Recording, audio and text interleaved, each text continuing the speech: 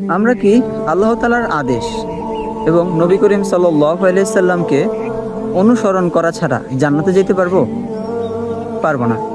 কারণ আল্লাহ তাআলার রহমত ছাড়া কেউই জান্নাতে প্রবেশ করতে পারবে না।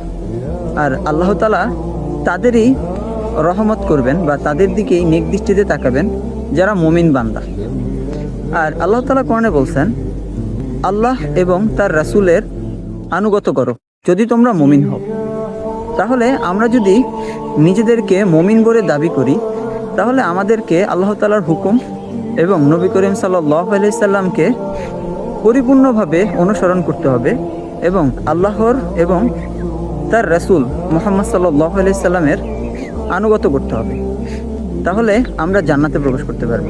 তাই আমাদের দরকার বেশি বেশি নবী করিম সাল্লাল্লাহু আলাইহি সাল্লামের অনুসরণ করা এবং আল্লাহ তাআলার হুকুমকে যথাযথভাবে পালন করা।